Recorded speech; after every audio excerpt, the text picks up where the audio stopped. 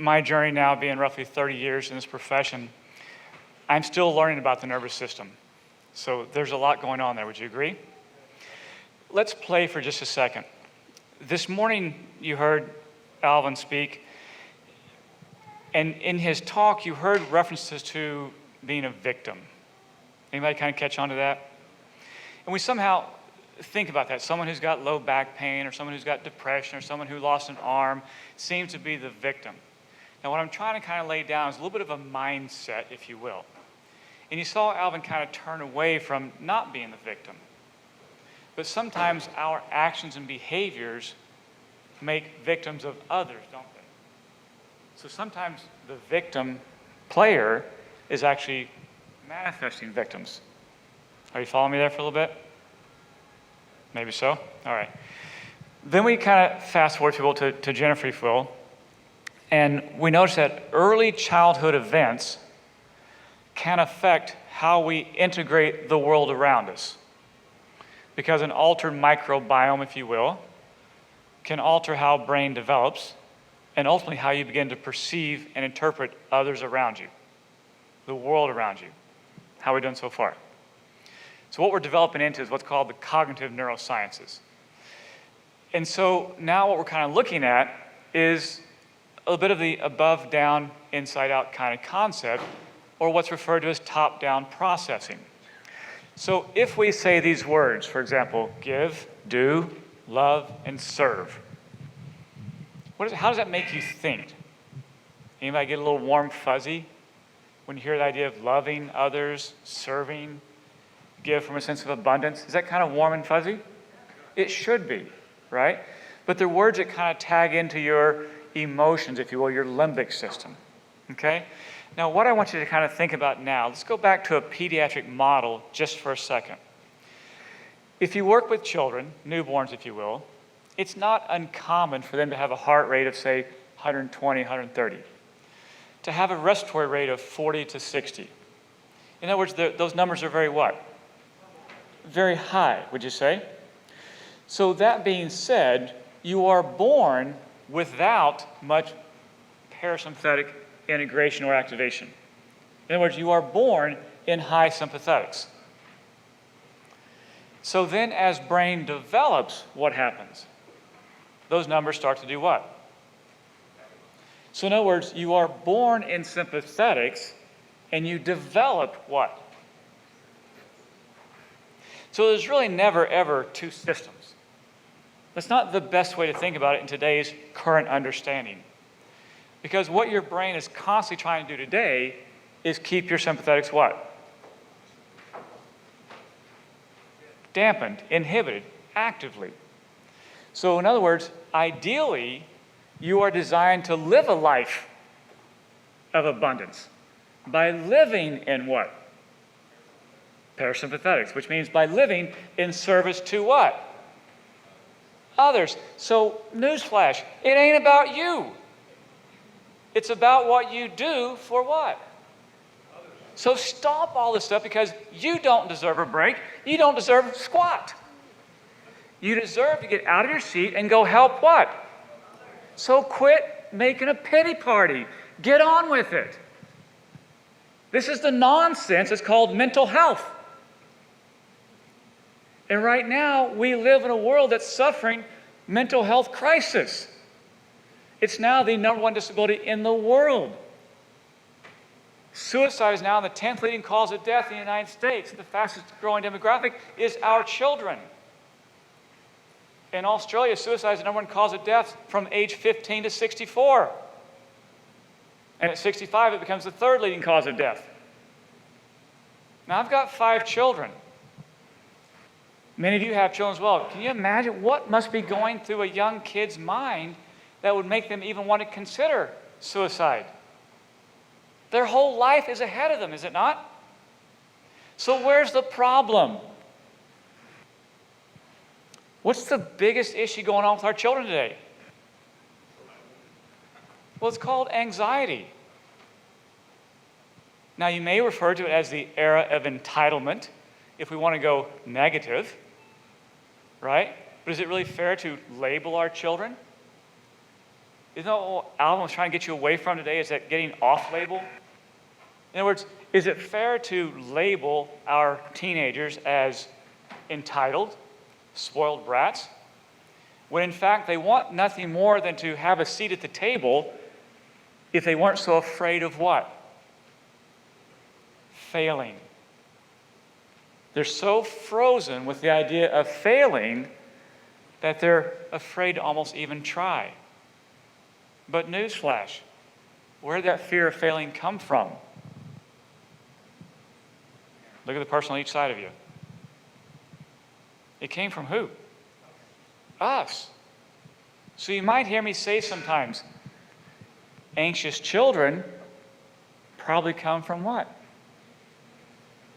Anxious parents. So this leads me to something. Let's do a little brief anatomy. Now, I would love nothing more than have an entire weekend spent on neuroanatomy, if you will, but here's the area of brain that we're really dealing with. It's called the frontal lobe, or better yet, the prefrontal cortex.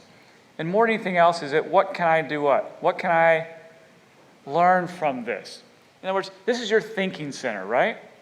So all day long, every day, what does this mean to me? What's the value? What can I learn? How can I change? This is where it's all about. So you heard Jennifer talk about the primitive brain. Whoops, go back a little bit. The primitive brain down here. But this is what develops. So as much as this is what can I learn, this is also the area that actually dampens your what? Sympathetics. So when you talk about inflammation, inflammatory mediators, right? In order to really have that, what must be happening to the function here? It's decreased, which means now this is doing what? So see, this is what you were born with.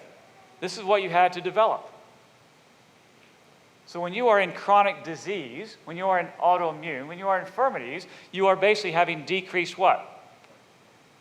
Decreased prefrontal, and now you have an escaping what?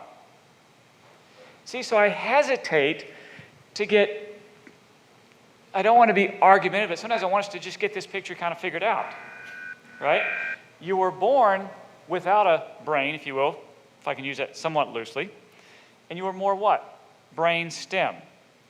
So when you hear the term failing to thrive, what is really happening? You're staying in brainstem and failing to develop what?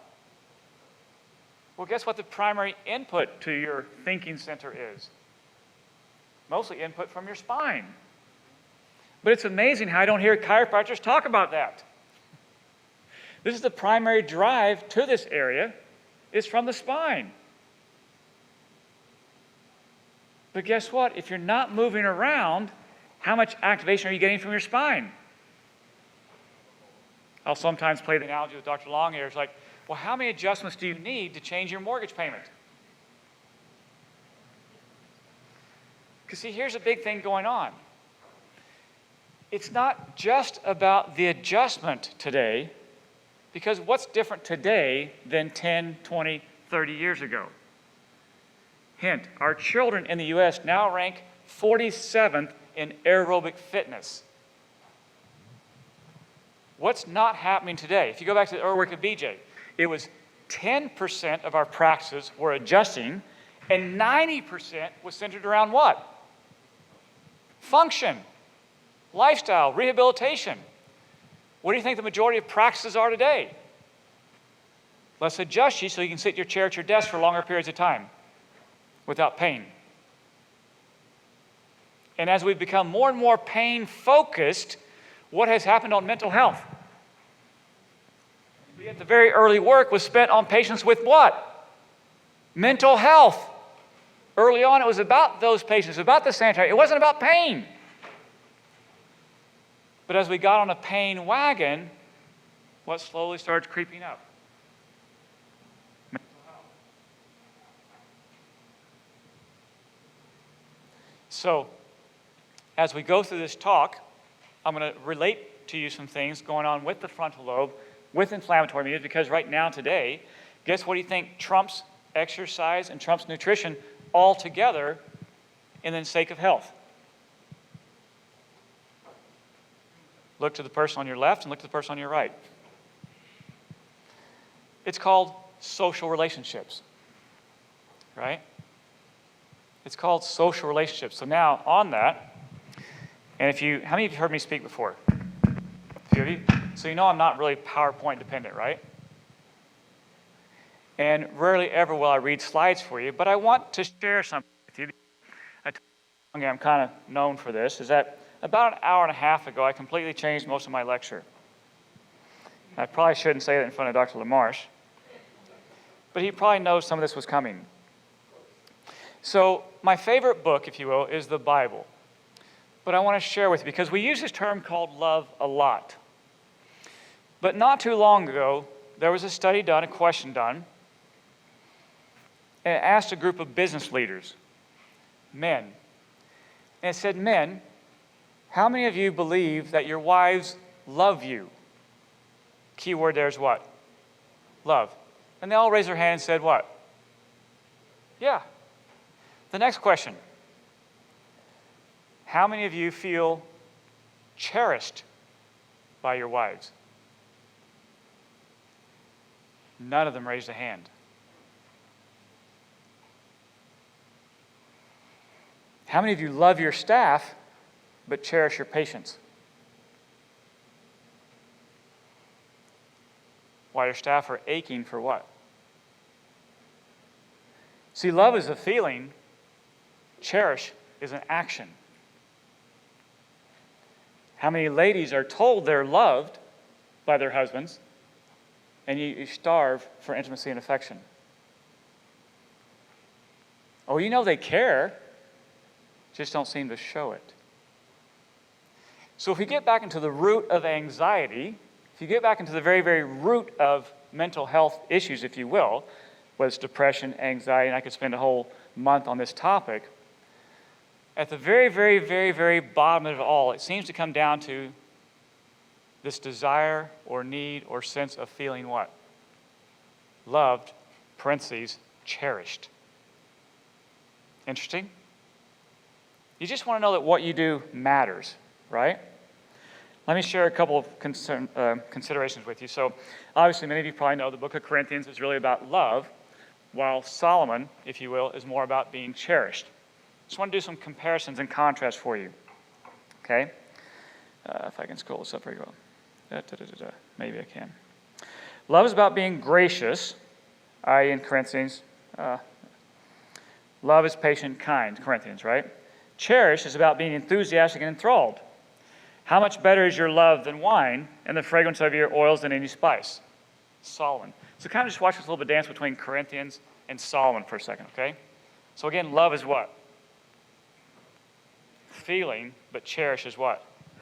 An action. So ladies, is it his words when he says, I love you, or is it his actions that you pick up on the most? Or men by the same token. Right? I mean, do you really love that emoji love note? Or do you kind of want to see it? How many times we have this? Well, I hear your words, but your actions don't what? Don't seem to match up. So which one are we picking up on the most? As humans. Again, your humanity is in that green thing up there called your what? All right. Love tends to be quiet, i.e., love does not what? Boast. But yet cherish does what?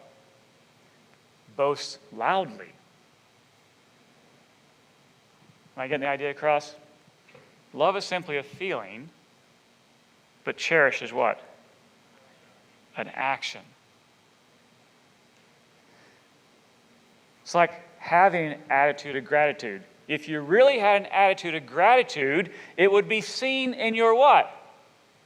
Actions. So it does no good to have a gratitude journal without any what? So why are our children so anxious?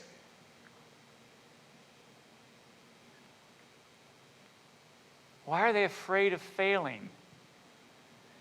Because they're not getting enough time in what? Action. You with me? In other words, there's a whole lot of whole lot of lip talk, if you will, but very little what? Question.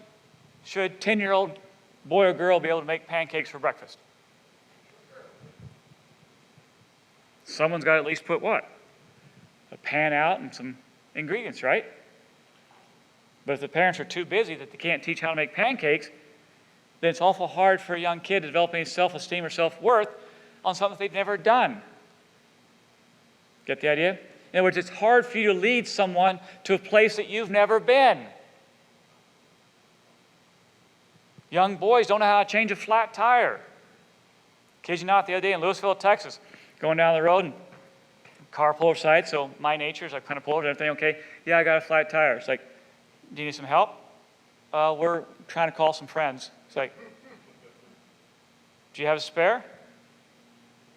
Okay. Long story short, got the spare out, got the jack, and showed them how to change a flat tire. Not a big deal, right?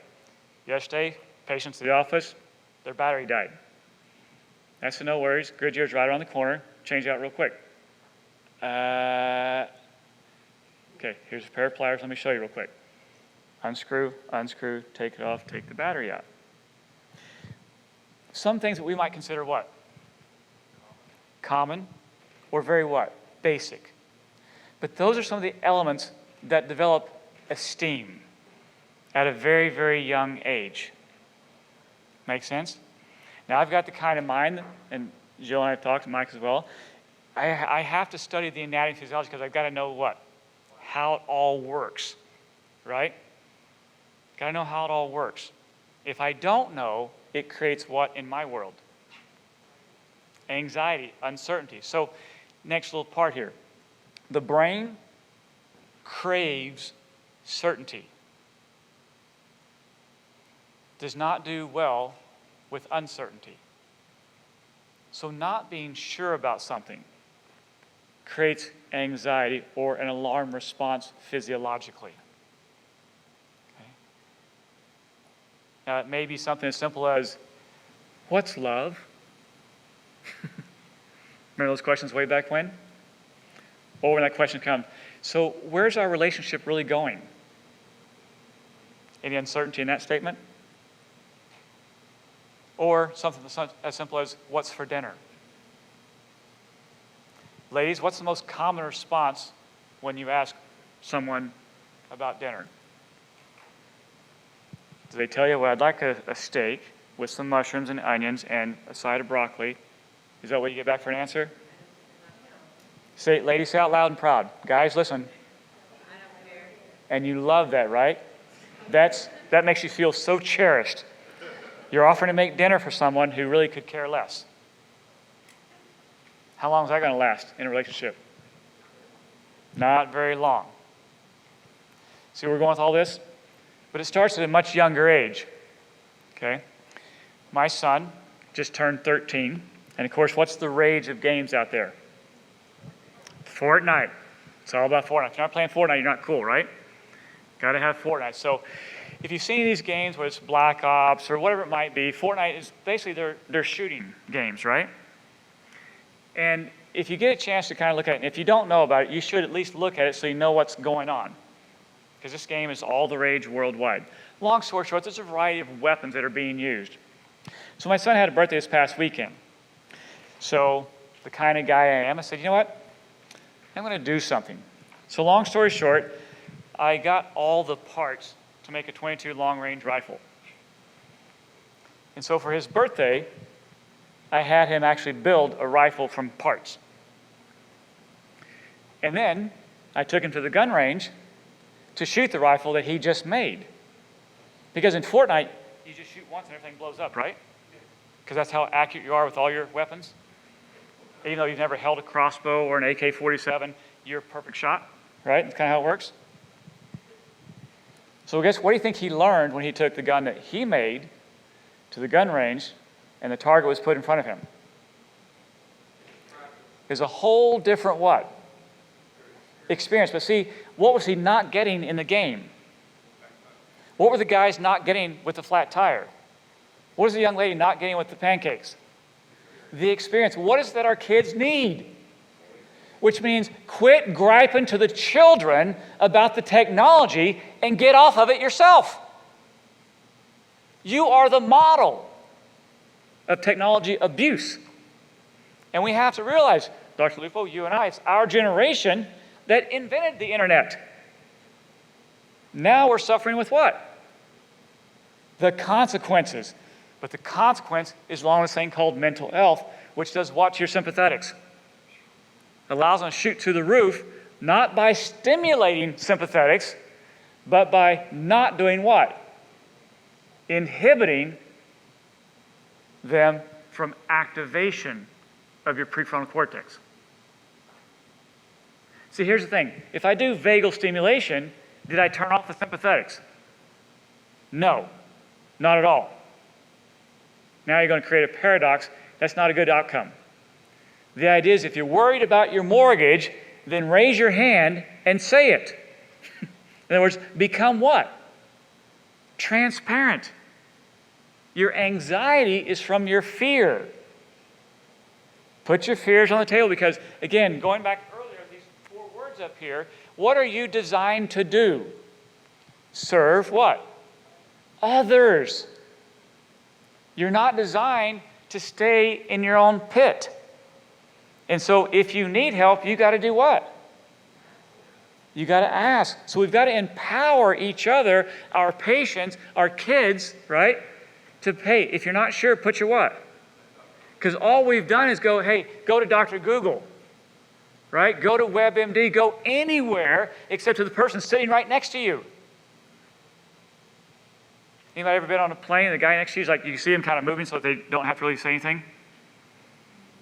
Or you get on an elevator, right? And everybody's just like, it's like, it's called agoraphobia. We have social anxiety. And you're sitting right next to a person that's designed to help each other, that you need. Kind of wild? So this is one of the simplest things for us to get over, but we got to kind of understand it first.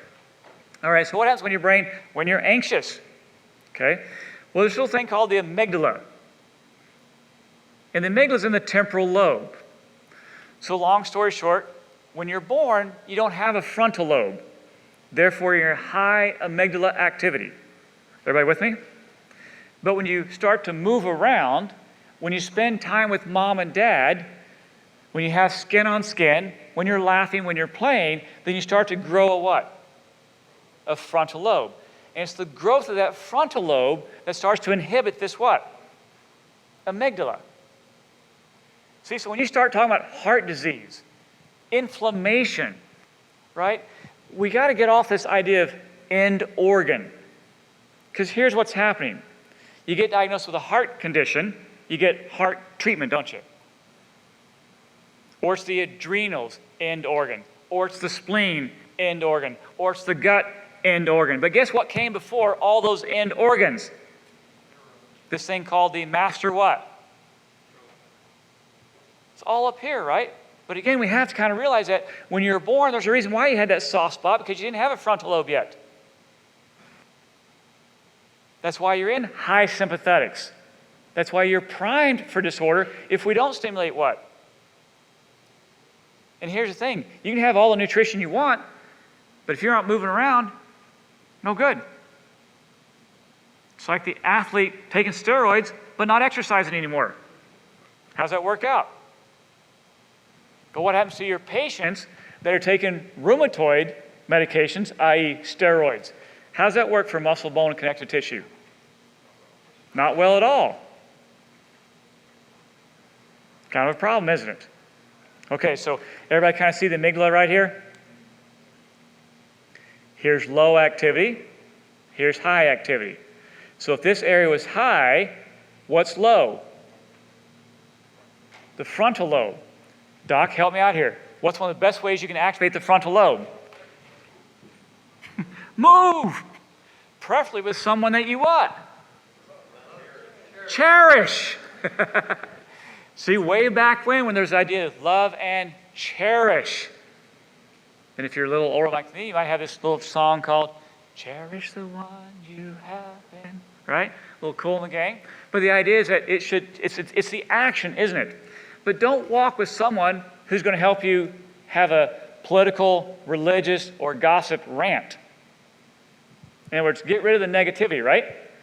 Because the negativity fires up what? Again, frontal lobe is about helping others, not about putting them down. Get the idea? So when we move, that's very stimulating to the frontal lobe. So now if you wanted to maximize positive influence, you would do it while you were engaged in an activity. Get the idea? So it's not exactly about go home and read a research paper about how you should be moving. It's about skip dinner once a week and lead your practice on a walk. Get the idea? How many of us could benefit from skipping dinner at least once a week? Right? Skip the dinner, take your practice for a walk. You're going to meet at Andrew Brown Central? Here we are. In other words, show them what it looks like, because the anxious patient today doesn't know what a walk looks like. The anxious patient today goes into the gym and goes, "What are you doing here?" So they'll get on the treadmill, jack it up, and watch SportsCenter. Now, it's not that they are stupid. It's that they simply don't what? They don't know, because no one has what? Showed them. No one has made pancakes. No one has fixed the flat tire. No one has taken them for a walk. You got 8, 9, 10-year-old kids now that don't know how to ride a bike. That is not the kid's fault. That is parents who are too busy probably chasing the almighty dollar. But see, parents get anxious as well, don't they? It's a trickle down, isn't it? It's a trickle down. We got to help out of this, because here's the thing about it. Most of you in here love taking care of people. Why? Because you're addicts. You're junkies. Because your patients do what to you? They cherish you, don't they? They even come back. They may even pay you for an entire year in advance. You're junkies. They compliment you. They may even bring you food. And probably more treats than we need. So we get to love our spouse, love our staff, but we really cherish our patients because they what? They cherish us. Are you seeing a pattern here? You getting something kind of good out of this? Because keep in mind, cherish is that action. Right? And I can't tell you how many practices I've gone to, and the doctor goes out of the way to cherish the patients. Then it's fun, I'll say, "Doc, how are you cherishing your staff?" "Oh, I give them incentives." Yeah.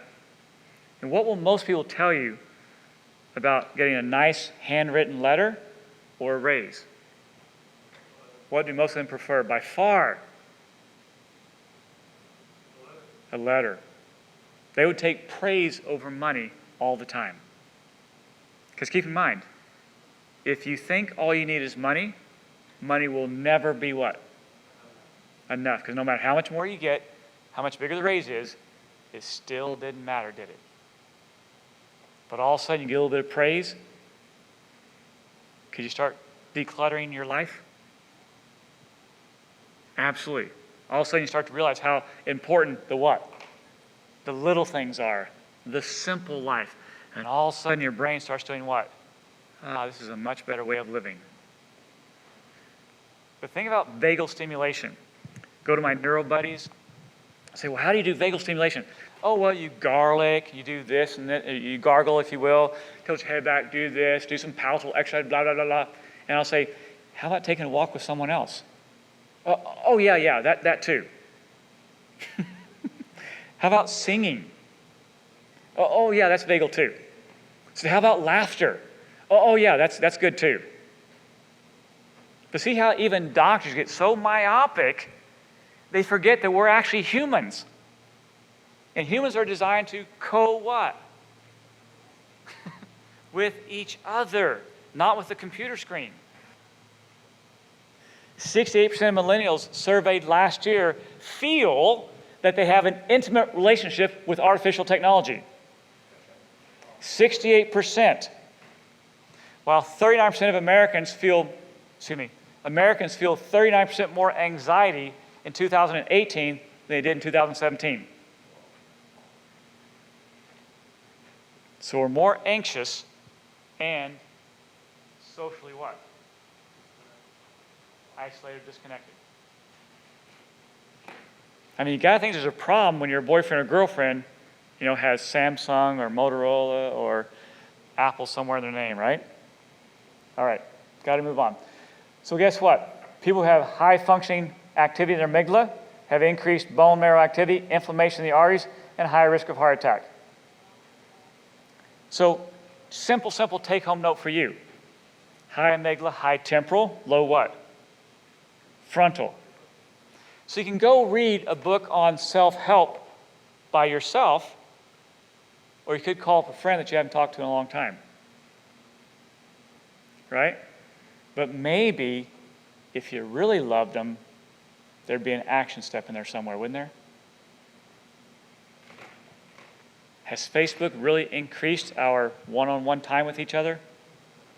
Keep in mind, if you follow the research, I'm not anti-Facebook. I know it's used out there for a lot of marketing, but do you think there's positive research coming out about Facebook?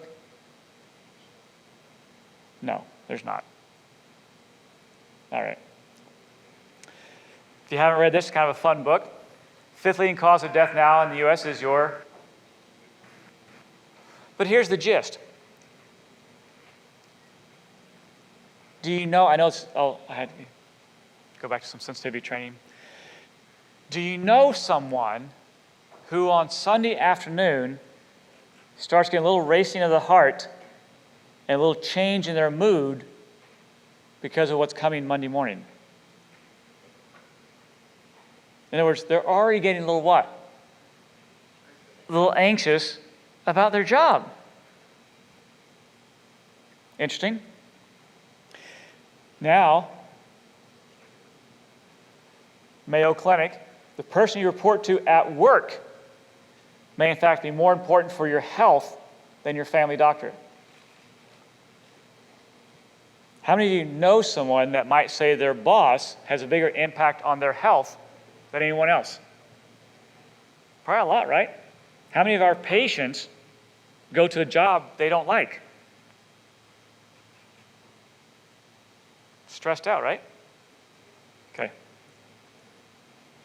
This is the anxious brain. Again, the prefrontal cortex, here just kind of showing some pictures, inhibits the what? Amygdala. But the amygdala is responsible for your what? Now, consideration here. If our children rank 47th in the world in aerobic fitness, and mental health is going through the roof, if you will, and simply walking and talking would eradicate that, but yet hypertension is the #1 killer of man worldwide. Do you think we need more chiropractors? Exactly. But see, it can't just be, I have to ask you, you can treat end organs, you can treat conditions. When do we get back to caring for people? So I'll ask you, does your care plan extend beyond your office visit? Because if you're only selling visits in your office, then you wonder why we haven't hit 10% yet. If you care, shouldn't your results go outside of your office? So I'm pushing you. I'm pushing the edges a little bit. I know that you might be a little uncomfortable. The idea is that you need to be able to give your patients something that they leave your office with to do that you hold them accountable for on their next visit. All the time when I speak right now, I'll ask chiropractors, say, hey, as chiropractors, do you feel like physical fitness is important? Now, don't answer this because it's a loaded question, right? Loaded question. I'll say, do you think physical fitness is important? All the chiropractors will go, well, yeah, I'll say, great, so give me one example of physical fitness that's on your exam form. Got real quiet. So you think it's important, you just don't want to hold your patients accountable for it. You think it's important, you just don't know what it would look like. But yet you want your patients to be physically active, you just don't want to measure them for it. And then here's what's even better. How many of you feel that some of your patients go to their medical doctor once a year for their annual physical? Is that a little bit of a marketing ploy? So think about it for a second. Here's a little bit of a word play. Patients feel that they should go to their medical doctor once a year for a physical. With me? So they go to their medical doctor for their physical, and he runs their blood work. Did you catch that? You went for your physical, and you had your lab work done. So how's this whole physical fitness thing working out? But yet you could nearly eradicate heart disease altogether if you'd walk 1 mile a day, 6 days a week. But when's the last time anyone in here had their patient do a 1 mile walk and actually timed them? But it's amazing how chiropractors will give 30, 60, 80, 100 adjustments and won't ask their patients to do a set of push-ups. But will preach that physical fitness is important. Do you see some incongruence? It's called cognitive dissonance. And so I could ask you, do you think chiropractic is thriving or trying to survive right now? If you play the data game, we're trying to survive, aren't we? Now, there's a few that are thriving, but a whole bunch that are barely what? Across the U.S., the average chiropractor sees 130 patients a week. That should be a day's work for most people, shouldn't it? Right? By and large, we haven't even got to the people yet. But I'm not sure the people know why they should go to the chiropractor. So if you listened to Jennifer a little bit earlier, do you think people are anxious about whether or not they should have their newborn have their neck cracked? You think the public is still waiting for us to come forward with our message? Get the idea? If it's going to be some tonal techniques, maybe we should use the word tone in our practice.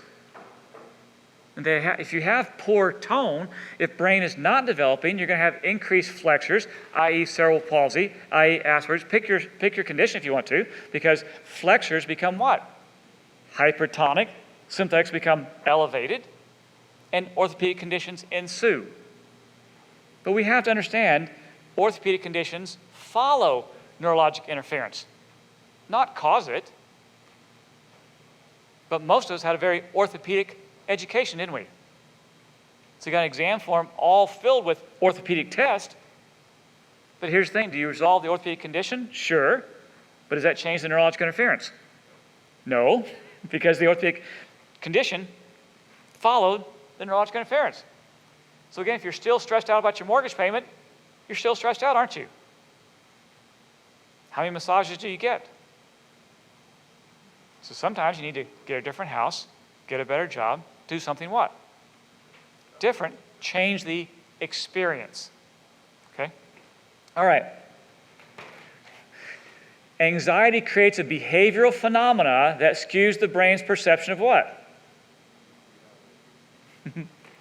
Have you ever had a conversation with someone who had a completely different sense of reality than you did? How does that happen? Different state of what? Mental well-being, right? How would you know if someone had good mental well-being? Could you check their blood pressure? Could you check their heart rate? Yes, but it wouldn't be just at rest. So we've made this mistake of we take a lot of our tests at rest. But if you take my blood pressure at rest, you only have a reading what my blood pressure is at what? At rest. Believe it or not, under congestive heart failure, you have Low heart rate. Again, your heart is what? It's failing. So having low heart rate is not a good indicator of health and well-being. Make sense? I always love when you get this person who says, well, 2 months ago I had my physical and I was cleared.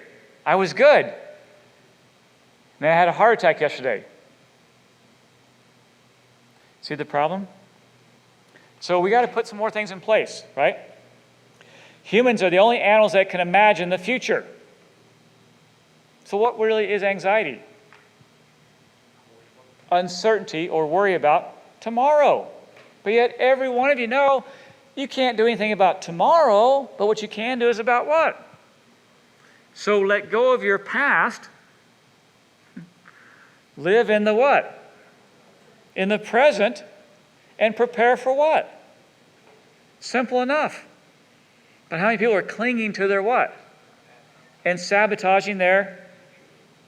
All right, so we got to help people again, right? We got to help people, but people need more concrete metrics, if you will. So if you think I need to go exercise, tell me what you want me to do. If you think I should go to the chiropractor for my spine, then tell me what spinal health looks like. Right? Most chiropractors have no clue about how to restore a cervical curve. But yet, you learned embryologically, by 3 months you should what? Watch what happens here. By 3 months you should have cervical lordosis, right? And by the age of 2, at least a 32-degree curve. So watch the hands in this room right now. How many of your patients have a less than normal cervical lordosis? Most of them. Now, Dr. Lupo, what if we extrapolate that to the population at large? Do we have enough chiropractors? Not even close. But how many of our chiropractic schools are struggling, and how many chiropractors are trying to figure out what they're going to do? But we need chiropractors who know how to adjust the spine and restore a curve. Worldwide, this is an issue.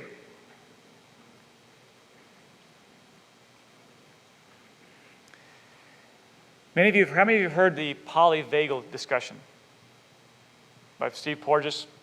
Okay, so that's been usurped now by what's called the dual systems, or what's called the neurovisceral integration model.